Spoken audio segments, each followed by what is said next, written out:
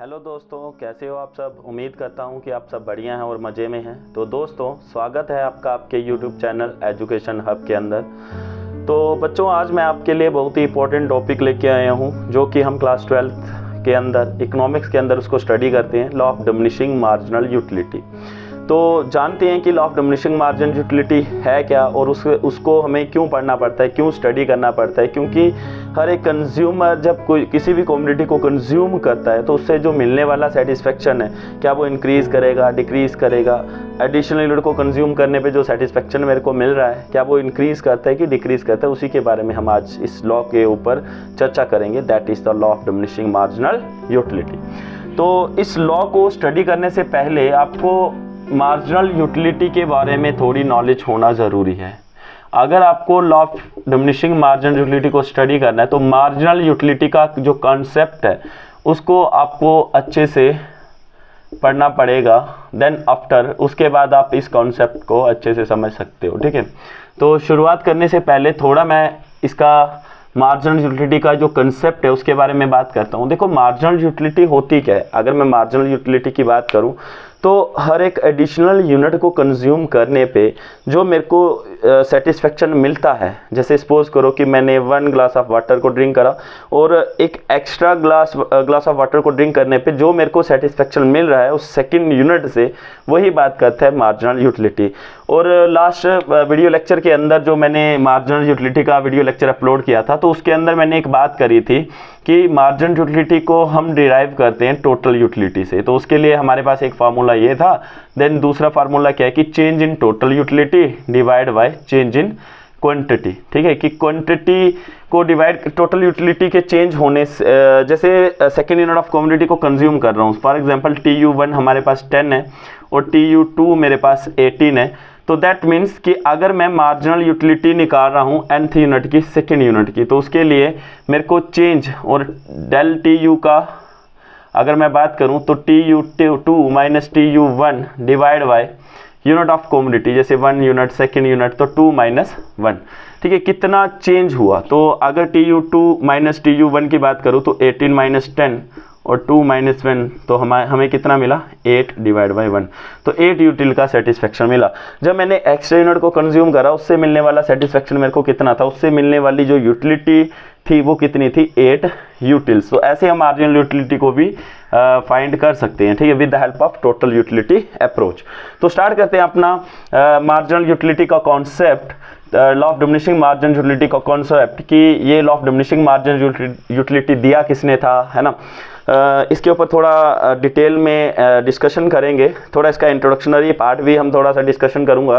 देखो, जो marginal utility का कंसेप्ट है इसको देने वाले का नाम है H.H. गॉसन। जो फर्स्ट टाइम इनिशियली जिस बंदे ने फार्मूलेट करा था वो एक ब्रिटिश इकोनॉमिक्स था और उस ब्रिटिश इकोनॉमिक्स का नाम क्या था, H.H. गॉसन।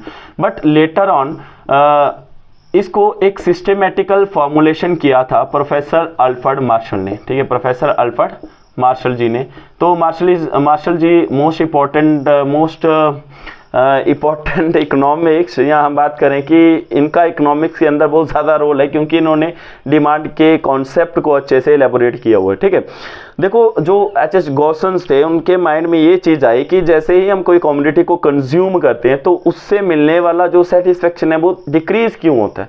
ठीक है, उसके पीछे का रीज़न क्या है। तो उसी रीज़न को इन्होंने स्टडी करा और देन आफ्टर उसके बाद इन्होंने एक लॉ दे दिया जिसकी हम बात करते हैं law of diminishing marginal utility.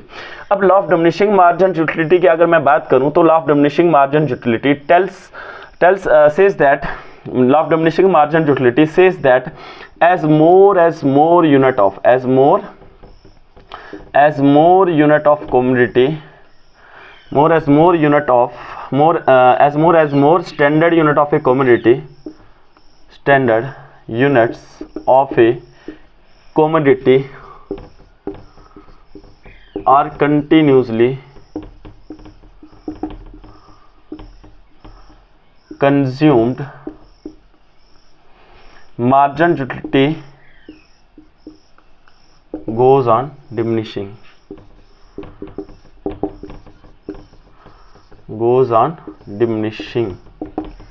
तो ये एक डेफिनेशंस दी थी।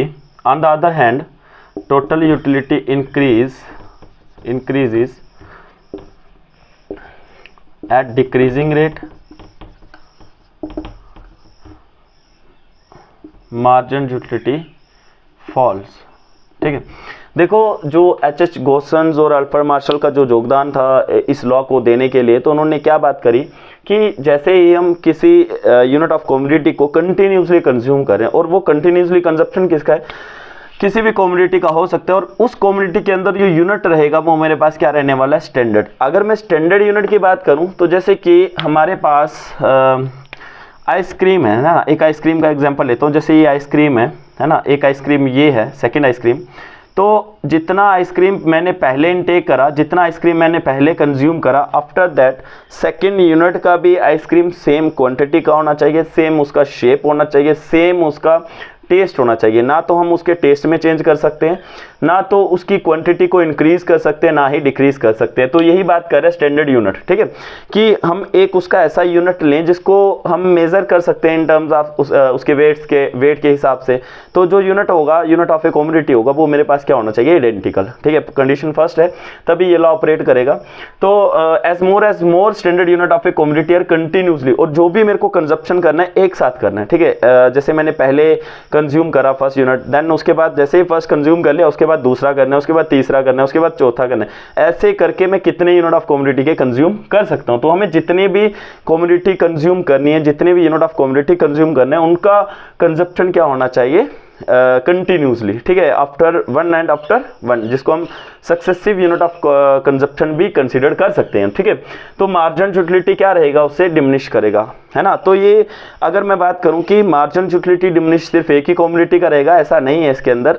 नेचुरली अगर मैं बात करूं all the goods and services, उन सभी गुड्स और सर्विसेज से जो मिलने वाला सेटिस्फेक्शन है, जब हम उनको कंज्यूम करते हैं तो वो क्या जाता है, मेरा डिक्रीज होता है, डिमिनिशिंग होता है। यूटिलिटी उनका आफ्टर दैट डिक्रीज करेगा, डिमिनिश करेगा।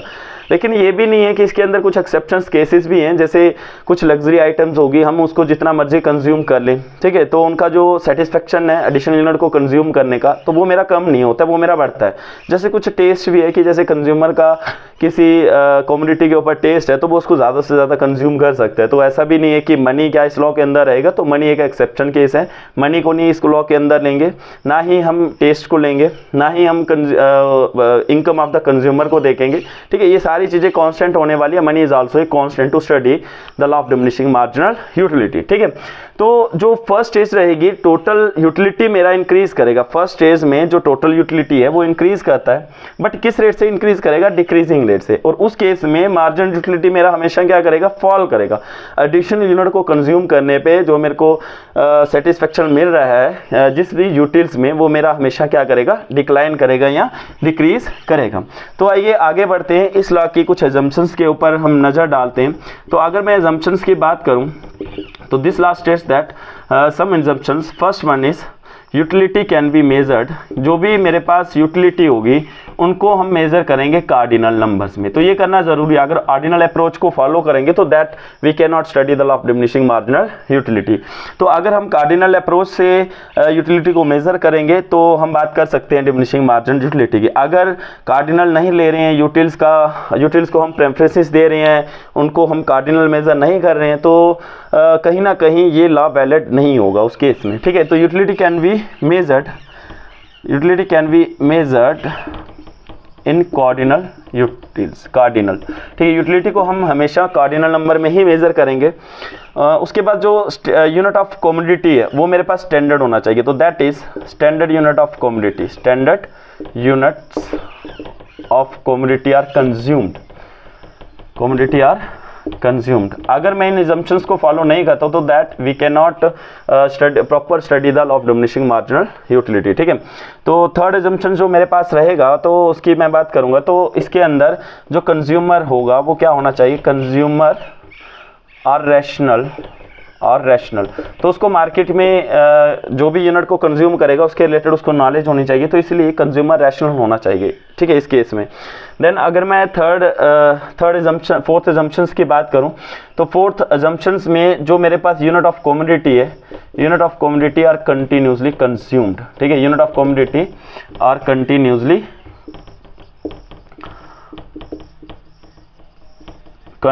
कंज्यूम्ड। ठीक है, तो देन आफ्टर एक और अजम्पशंस की बात कर लेते हैं। तो marginal utility of money is constant, तो ये चीज़ें मेरे को अज्यूम करने पड़ेंगी, तभी हम law of diminishing marginal utility को स्टडी कर सकते हैं। ठीक है, तो law of diminishing marginal utility तभी फॉलो होगा जब हम उसको कार्डिनल नंबर में मेजर करेंगे। अब कार्डिनल क्या रहता है कि अगर हम यूटिल को इन टर्म्स ऑफ नंबर में एक्सप्रेस करते हैं तो उसी को हम बोलते हैं कार्डिनल। ठीक है, जैसे 10 यूटिल्स का, 20 यूटिल्स का, 30 यूटिल्स का कितना सेटिस्फेक्शन मिल रहा है। तो ये यूनिट ऑफ कमोडिटी होगा वो मेरे पास स्टैंडर्ड होना चाहिए। स्टैंडर्ड को अगर मैं आपको अच्छे से समझाऊं तो दैट इज जैसे आप 1 पीस ऑफ गुलाब जामुन को ईट कर रहे हो, कंज्यूम कर रहे हो, तो second piece of gulab jamun भी उतना ही होना चाहिए, उससे ज़्यादा या उससे कम नहीं होना चाहिए। अगर उससे ज़्यादा हो गया तो जो मेरा law of diminishing marginal utility है वो ऑपरेट नहीं करेगा। ठीक है, क्योंकि law of diminishing marginal utility बताता क्या है, ये चीज़ बताता है कि हम जितने भी यूनिट ऑफ कमोडिटी के कंज्यूम करते हैं तो वो हमें कंटिन्यूसली कंज्यूम करने चाहिए, और देन उसके बाद जो यूनिट ऑफ कंजप्शन है या यूनिट ऑफ जो कमोडिटीज़ है वो मेरे पास स्टैंडर्ड होना चाहिए। ठीक है, आइडेंटिकल होना चाहिए। ये नहीं है कि पहले आप गुलाब जामुन खा रहे हो उसके बाद आप एप्पल को कंज्यूम कर रहे हो, तो देन जो law of diminishing marginal utility है वो ऑपरेट नहीं करेगा। तो जो यूनिट ऑफ कमोडिटी है वो मेरे पास आइडेंटिकल होना चाहिए, एक जैसा होना चाहिए।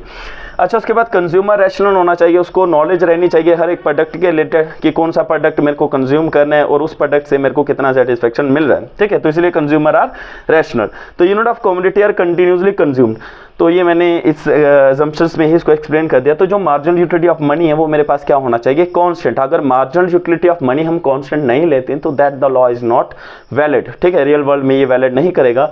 अगर इसके कुछ एक्सेप्शंस केसेस की मैं बात करूं, कुछ एक्सेप्शंस की बात करूं जो इस लॉ के अंदर फॉलो नहीं होते, सम केस, ठीक है, सम एक्सेप्शंस की अगर मैं बात करता हूं तो फर्स्ट वन इज मनी। ठीक है, मनी को हम इस लॉ से बाहर रखेंगे कि जैसे सपोज करो कि कोई एक बहुत ही अमीर इंसान है, उसके पास 1000 करोड़ का इनकम है, मनी है, तो वो कभी नहीं चाहेगा कि मैं 1000 करोड़ से ज़्यादा इनकम अर्न करूं। वो हमेशा यही चाहेगा कि मैं ज़्यादा से ज़्यादा इनकम अर्न करूं।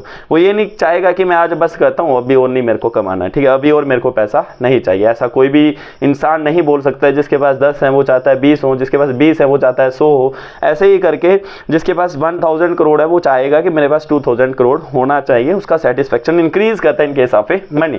तो that the case this law is not valid in case of a money. अच्छा, देन दूसरी अगर मैं बात करूं, इस लॉ से हैबिट को बाहर रखा है कि जिस बंदे की अगर कोई हैबिट है, जैसे वो ड्रग्स इनटेक कर रहा है ना, ड्रग्स को कंजप्शन कर रहा है, उनको कंज्यूम कर रहा है, तब भी ये लॉ फॉलो नहीं करेगा। और थर्ड इज मोस्ट इंपॉर्टेंट अगर मैं केस ले लूँ तो अल्कोहल। ठीक है, अल्कोहल।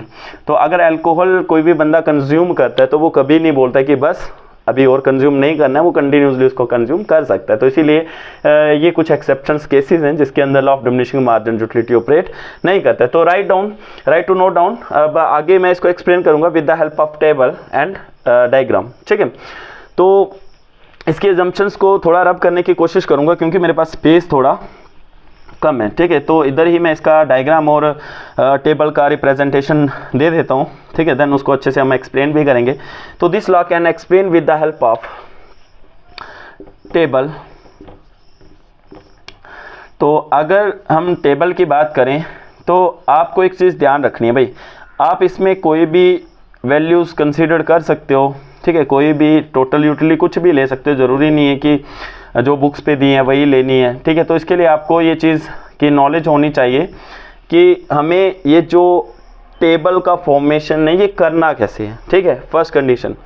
देन उसके बाद जो इसका डायग्राम बनेगा तो वो मेरे पास कैसा होना चाहिए, क्या स्ट्रेट लाइन होना चाहिए, है ना। ज़रूरी नहीं है कि स्ट्रेट लाइन हो, लेकिन डाउनवर्ड ज़रूर होना चाहिए। ठीक है, और ये भी नहीं है कि आप कॉन्वेक्स टू द ओरिजिन बनाओ, कॉन्केव टू द ओरिजिन बनाओ, जिस कारण से आपके मार्क्स कम हो सकते हैं। तो इसके लिए आपको बहुत थोड़ा सोच समझ के ही स्टेप्स को आगे बढ़ाना है ना। तो जैसे मैं ड्रॉ करूँगा और आपको एक टेक्निक बताऊँगा, एक ट्रिक बताऊँगा, टेबल को किस हिसाब से आप लोगे। ठीक है, तो क्योंकि बच्चों को ज़्यादातर प्रॉब्लम कहाँ आती है कि वो टोटल यूटिलिटी को ही अच्छे से नहीं निकाल पाते हैं, लेकिन टोटल यूटिलिटी को अगर निकाल दिया तो देन वो मार्जिनल यूटिलिटी के अंदर फंस जाते हैं। तो मैं आपको एक बहुत ही सिंपल तरीका बताऊंगा कि how we find the marginal utility in terms of total utility approach. अगर मैं यूनिट ऑफ कंजप्शंस की बात करूं, जब ह्यूमन बींग्स या कोई भी इंडिविजुअल या कोई भी कंज्यूमर कोई भी यूनिट ऑफ कमोडिटी को कंज्यूम नहीं कर रहा है, ठीक है, तो उस केस में उसको जो सेटिस्फेक्शन मिल रहा है इन टर्म्स ऑफ यूटिल्स, तो वो भी उसको नहीं मिलेगा। जब कुछ खाया नहीं, कुछ पिया नहीं, कुछ पहना ही नहीं, तो सेटिस्फेक्शन कैसे मिलेगा, ठीक है। तो total utility unit of consumption 0 है, तो टोटल यूटिलिटी भी मेरे पास 0 होगी। तो उस केस में हमने जब कोई यूनिट कंज्यूम ही नहीं करा तो एडिशनल यूनिट की यूटिलिटी को क्या ड्राइव करे, तो इस कारण से ये हम यहाँ पे डैश डाल देंगे, that is not defined marginality in case of unit of a commodity we can not define, ठीक है। तो देन आफ्टर अगर मैं 1 यूनिट की बात करूं तो consumer can consume 1 unit of a commodity x. अगर कोई कंज्यूमर 1 यूनिट को कंज्यूम कर रहा है, जैसे कि मैं बात करूं कि कोई बंदा एप्पल को कंज्यूम कर रहा है, तो उससे कितना सेटिस्फेक्शन मिलेगा। तो अगर यूटिल्स की बात करूं तो वो एक इमेजिनरी इंस्ट्रूमेंट है जिससे कि हम सेटिस्फेक्शंस को फाइंड करते हैं, ठीक है। हर एक पर्सन का वेरी करेगा कि ये नहीं है कि कंज्यूमर ए को ज़्यादा सेटिस्फेक्शन मिलेगा, कंज्यूमर बी को भी उतना ही मिलेगा। हो सकता है कि कंज्यूमर बी को उसके रिलेशन में थोड़ा कम सेटिस्फेक्शन मिले या उससे ज़्यादा मिले, ठीक है। तो हमें एक इमेजिनरी कंसेप्ट का ही यूज़ करेंगे, यूटिल्स का, एक इमेजिनरी इंस्ट्रूमेंट, एक इमेजिनरी टूल्स को ही लेंगे, ये यूटिल्स है जिससे हम टोटल यूटिलिटी को मेजर करेंगे। जैसे सपोज करो if a consumer can consume 1 unit of a apple, तो total utility derive from the consumption of 1 unit is 10 utils या 20 यूटिल्स, कुछ भी आप ले सकते हो, 100 यूटिल्स भी ले सकते हो, ठीक है। ऐसे जब सेकेंड यूनिट उसने कंज्यूम करा तो 2 यूनिट पे मिलने वाला जो उसको सेटिस्फेक्शन है वो कितना हो गया 18। 3 यूटिल पे उसको कितना मिल रहा है 24, 4 यूटिल पे कितना मिल रहा है 28, 5 यूटिल पे कितना मिल रहा है 30 और 6 यूटिल पे कितना मिल रहा है 30।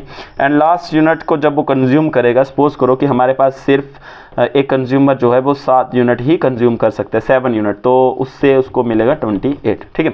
क्योंकि फर्स्टली इधर ध्यान देना कि इस टेबुलर में टोटल यूटिलिटी पहली स्टेज में इंक्रीज कर रहा है, ठीक है। देखो इस स्टेज में जो ट्रेंड्स की अगर मैं बात करूं तो इस स्टेज में टोटल यूटिलिटी मेरा क्या करेगा, इंक्रीज करेगा, ठीक है। अगर मैं ट्रेंड्स की बात करूं तो टोटल यूटिलिटी इंक्रीजेज, है ना, बट डिमिनिशिंग रेट।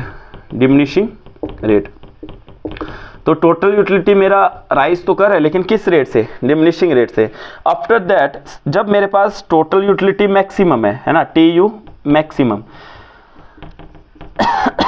ठीक है, TU मैक्सिमम है, ठीक है। देन आफ्टर 6 यूनिट तो टोटल यूटिलिटी डिक्रीज कर गया, है ना। टोटल यूटिलिटी क्या कर रहा है, डिक्रीज कर रहा है। देखो 7 यूनिट को कंज्यूम कर रहा हूँ तो टोटल यूटिलिटी क्या है, डिक्रीज कर रहा है। तो आपको इस हिसाब से इस टेबल को लेना है। इस टेबल में जो फिगर्स आप लोगे पहले स्टेप में आप इस हिसाब से लोगे कि जो आपका टोटल यूटिलिटी है वो इंक्रीज करना चाहिए, लेकिन किस रेट से, डिमिनिशिंग रेट से, है ना। देन उसके बाद आपका एक मैक्सिमम लेवल निकलेगा, ठीक है, टोटल यूटिलिटी यहाँ पे मैक्सिमम होगा। आफ्टर दैट टोटल यूटिलिटी क्या करेगा, डिक्रीज करेगा। अगर मैं मार्जिन यूटिलिटी की बात करूँ तो मार्जिन यूटिलिटी को हम 2 तरीके से फाइंड कर सकते हैं। एक तो हम बात करेंगे ये वाला, इसका जो फॉर्मूला है TUN माइनस TUN माइनस 1, और एक हम इसको फाइंड करेंगे change in total utility divide by change in quantity या change in unit of consumption. क्या वो represent that the unit of consumption and del represent that the change, कि second unit को कंज्यूम करने पे मेरे जो सेटिस्फेक्शन में है वो कितने यूटिल का सेटिस्फेक्शन मेरे को मिल रहा है, ठीक है, उसी की बात करेगा ये, ठीक है। ये वाला जो है तो ये भी सेम ही बात करेगा, दोनों सेम ही है। तो अब ध्यान दो, अगर मैं इस यूनिट की निकालूं तो फाइंड कर ही नहीं सकता, क्यों, क्योंकि मैं कोई यूनिट ही कंज्यूम नहीं कर रहा हूँ। अगर मैं फर्स्ट यूनिट की बात करूँ, if a consumer can consume first unit of a commodity X then the total margin utility derived from the first unit is 10। क्योंकि अब ध्यान देना, इस थोड़ा फिगर्स को हटा देता हूँ, लेटर ऑन इसको बनाएंगे। तो अगर मैं बात करूँ इधर, तो अगर मैं ये वाली वैल्यूज लूँ, देखो TUN, तो मेरे को क्या निकालना है, MU1, ठीक है, फर्स्ट यूनिट की। तो TUN कितना है मेरे पास, TUN मेरे पास है 10, ठीक है। सेकेंड यूनिट में TUN कितना है फर्स्ट यूनिट में, और माइनस TU1 माइनस 1, तो TU1 माइनस TU0। तो TU1 में कितना मिल रहा है मेरे को, 10 यूटिल्स का मिल रहा है। तो देन TU0 पे 0 है, तो मेरे पास कितना आ जाएगा, फर्स्ट यूनिट का मार्जिन यूटिलिटी 10, ठीक है। तो इधर मैंने 10 लिखा है। देन अगर मैं बात करूं ये वाले फॉर्मूले की, तो चेंज इन, तो del TU is equal to TU2 minus TU1, ठीक है। ये जो डेल TU है ये क्या अप्रोच फॉलो करेगा, TU2 माइनस TU1, क्योंकि डेल हमें किसकी बात करते हैं, चेंज की, तो कितना चेंज हुआ, है ना। तो अगर हम बात करें डेल X की, तो del X that is x2 minus x1। जैसे आप मैथ के अंदर स्लोप को फाइंड करते थे वैसे ही कुछ इधर भी है। और अगर डेल क्यू की बात करूं तो क्यू में यूनिट ऑफ कंजप्शन है, तो यूनिट ऑफ कंजप्शन, ठीक है। अगर मैं यहाँ पे वन की बात करूं तो TU 1 माइनस TU, तो यहाँ पे जो यूनिट्स हैं, यूनिट को Q1 से ले लेता हूँ, है ना, Q1 माइनस Q, तो ये मेरे पास Q की वैल्यू है, ये मेरे पास Q1 है। तो अब इस फॉर्मूले में इसको रिप्रेजेंट करेंगे तो TU 1 माइनस TU 10 माइनस 0 ओपान में Q1 माइनस 0, तो दैट इज 10 ओपान 1 इज इक्वल टू 10, ठीक है। तो इसलिए 10 आ गई। तो आफ्टर दैट ऐसे ही चलेगा, तो आप अब बाकी के खुद निकाल सकते हो, फाइंड कर सकते हो, ठीक है। 4 2 0 माइनस 2, ठीक है। तो write to note down these values how we find the marginal utility, ठीक है। कैसे मैंने इसको फाइंड करा मार्जिनल यूटिलिटी को, तो ये आप यहाँ से कॉपी कर सकते हो, ठीक है। अब ये जो टेबल की बात की है मैंने, है ना, टेबलो रिप्रेजेंटेशन है। अभी इसके पॉइंट्स को प्लॉट करेंगे एक फिगर्स में, तो फिगर्स इसका बहुत ईजी रहता है बनाना, हमारे लिए इतना ज़्यादा टफ नहीं है, ठीक है। तो उसके लिए आपको एक्सिस का ध्यान रखना है। तो अगर मैं इस एक्सिस की बात करूँ तो यूनिट ऑफ कंजप्शन है, यूनिट ऑफ कंजप्शन कि एक कंज्यूमर कितने यूनिट का कंजप्शन कर रहा है। अगर मैं वाई एक्सिस की बात करूं तो वाई एक्सिस मेरे को प्रोवाइड करेगा marginal utility in terms of x community, ठीक है। मैं एक्स कम्युनिटी की बात करूं, यहाँ पे कोई भी यूनिट ऑफ कंजप्शन हो सकता है। मैं एप्पल की भी बात कर सकता हूँ, सर्विसेज भी ले सकते हैं, ज़रूरी नहीं है कि ये सिर्फ लॉ गुड्स में ही एप्लीकेबल होगा, ये सर्विसेज के केस में भी होता है। जैसे आप कंटिन्यूसली कहीं पे क्लास अटेंड कर रहे हो तो आप कितनी देर तक क्लास को अटेंड कर सकते हो। जैसे फर्स्ट आवर में आपको ज़्यादा मज़ा आएगा, स्टार्टिंग में जब आप किस चीज़ नई चीज़ की शुरुआत करते हो तो आपको ज़्यादा मज़ा आता है, ज़्यादा सेटिस्फैक्शन मिलती है, तो आपका इंटरेस्ट बनता है कि मैं और पढ़ूँ। लेकिन जैसे सेकेंड आवर आप उस कंटिन्यूसली चीज़ को स्टडी कर रहे हो तो आपका जो सेटिस्फेक्शन है कहीं ना कहीं सेकेंड हावर में थोड़ा कम हो जाएगा। ऐसे ही थर्ड हावर में थोड़ा कम होगा, ऐसे ही फोर्थ हावर में कम होगा। तो एक टाइम ऐसा आएगा कि आप बोलोगे कि बस, ठीक है। ये तो मैंने हावर की बात करी, आप विद इन द मिनट ही बस कर जाते हो, बोलते हो नहीं हम कैपेसिटी से ज़्यादा पढ़ चुके हैं, अब हमें और नहीं स्टडी करना है, ठीक है। तो ये बात है। तो सेम कंडीशन सर्विसेज का सेम केस है, गुड्स का सेम केस है। कुछ एक्सेप्शन केसेस थे जिसके अंदर मैंने बात करी, जैसे म्यूजिक का केस है, music is also exception case, तो वो मैंने हैबिट के अंदर आपको बता दिया, ठीक है। हैबिट के अंदर उसको इंक्लूड कर लेंगे। देखो यूनिट ऑफ कंजप्शन है, consumer can consume 7 unit of A consumption, ठीक है। 7 यूनिट वो कंज्यूम कर रहे हैं, 1 2 3 4 5 6 7, ठीक है। ये 7 यूनिट ऑफ कंजप्शन है। और अगर मैं बात करूं मार्जिनल यूटिलिटी की तो वो वाई एक्सिस पे प्लॉट करेंगे, तो 2 4 6 8 10, ठीक है। और अगर मैं फर्स्ट यूनिट की बात करूं तो फर्स्ट यूनिट पे मेरे को जो सेटिस्फेक्शन मिल रहा है कितने यूटिल का मिल रहा है, 10 यूटिल का। ऐसे सेकंड यूटिल्स में 8 का मिलेगा सेकंड यूनिट ऑफ कंजप्शन पे, फिर 3 का, फिर 4 का, फिर 5 का, फिर 6 का, 4 का, 2 का, देन -2। तो अगर मैं इस कर्व की बात करूं तो ये मेरे पास कर्व कुछ ऐसे बनेगा, मार्जिनल यूटिलिटी का एक स्ट्रेट लाइन कर्व बनेगा मेरे टेबल से, ठीक है। एक स्ट्रेट लाइन कर्व की मैं अगर बात करूं तो ये मेरे पास है एक marginal utility of community x. अगर मैं इस पोर्शन की बात करूं तो मार्जिनल यूटिलिटी फॉल तो कर रहा है बट पॉजिटिव है, marginal utility fall becomes positive, लेकिन वो क्या रह रहा है, पॉजिटिव, ठीक है। और इस 6 यूनिट को जब वो कंज्यूम कर रहा है तो मार्जिनल यूटिलिटी 0 है, तो MU is equal to 0, but फिर भी मैक्सिमम सेटिस्फेक्शन मिल रही है उसको इस लेवल पे। और after the 6 unit of consumption, तो 6 यूनिट ऑफ कंजप्शन 7 यूनिट को जब वो कंज्यूम करेगा तो उसका जो मार्जिनल यूटिलिटी है वो क्या करेगा, नेगेटिव। तो marginal utility fall becomes negative, तो क्या पहुंच जाएगा, नेगेटिव। और मार्जिनल यूटिलिटी कर्व जो मेरे पास है ये नेगेटिव में भी जाता है, पॉजिटिव भी रहता है और 0 भी होता है। बट जो टोटल यूटिलिटी का केस है वो मेरा इंक्रीज करेगा, ठीक है, डिक्रीजिंग रेट से। जब मार्जिनल यूटिलिटी 0 रहेगा तो टोटल यूटिलिटी मैक्सिमम होगा और उसी पॉइंट पे कंज्यूमर को मिलेगा सेटिस्फेक्शन। अगर इस पॉइंट की मैं बात करूं तो इस पॉइंट को बोलते हैं पॉइंट ऑफ स्टेटिटी, ठीक है। यहाँ पे कंज्यूमर को इक्विलिब्रियम अटेन करेगा, ठीक है, इस पॉइंट पे। और आफ्टर दैट पॉइंट उसको जो यूटिलिटी मिल रही है वो नेगेटिव मिल रही है। तो ऐसा क्यों होता है, ठीक है। जैसे इसका एक एग्जांपल दे सकता हूँ, एक शर्ट से। Shirt is the best example. यहाँ कोई भी आपके पास एक नई चीज़ है, जैसे मोबाइल ही है ना। जैसे शर्ट का केस ले लेते हैं, एक टी शर्ट का केस। जैसे आपने आज मार्केट से नई टी शर्ट को परचेज करा हुआ है तो उस टी शर्ट्स को आप ज़्यादा पहनोगे, आपको उससे ज़्यादा सेटिस्फेक्शन मिलेगा, बोलोगे कि हाँ मैंने नई टी शर्ट पहनी हुई है, ठीक है। लोगों को दिखाओगे, अगर ब्रांडेड होगी तो, ठीक है, नहीं ब्रांडेड होगी तो भी आप लोगों को दिखाओगे, ऐसी बात तो नहीं है, ठीक है। तो कितने दिन तक कंटिन्यूसली उसको पहन सकते हो, 1 दिन 2 दिन 3 दिन 4 दिन। एक दिन आएगा कि क्या यार क्या पहनना है इसको, है ना, आप एक और नया टी शर्ट लेके आ जाओगे, ठीक है। तो उस कमोडिटी को जब आप कंटिन्यूसली कंज्यूम कर रहे हो तो उससे जो मिलने वाला आपको आपका सेटिस्फेक्शन है वो धीरे धीरे क्या होता जाएगा, कम होता जाएगा। और एक स्टेज ऐसी आएगी कि जब आपको सेटिस्फेक्शन 0 मिल रहा है, आफ्टर दैट पॉइंट सेटिस्फेक्शन आपका नेगेटिव में पहुंच जाएगा। तो नेगेटिव में जाएगा तो आप उसको पहनोगे नहीं, तो वो केस है। अगर पहना तो थोड़ा इंसल्ट फील करोगे, बहुत पुराना हो गया है ना, कि लोग बातें करेंगे, तो ऐसा केस हो सकता है। ये मैंने बात करी है एक एग्जाम्पल के द्वारा। तो अगर मैं इसमें बात करूँ कुछ आपकी फेवरेट आइटम्स की, जैसे कि आइसक्रीम हो गया, जैसे गुलाब जामुन हो गया, कुछ स्वीट्स की, तो उस केस में हमारे पास क्या रहेगा कि ये यूटिलिटी है वो फर्स्टली इंक्रीज तो करेगी, बट डिक्रीजिंग रेट से, और जो मार्जिन यूटिलिटी है वो क्या जाती है, डिमिनिश होती है। ठीक है, तो वही केस है जैसे टी शर्ट का केस था, ऐसे ही आपका कमोडिटी का केस है। तो आई होप कि आपको ये सब समझ आया होगा। तो इजाज़त दीजिए, एक नए लेक्चर में हम शुरुआत करेंगे, एक नेक्स्ट वीडियो में, तो उसमें हम दूसरा कंसेप्ट को स्टडी करेंगे। ठीक है, वेलकम।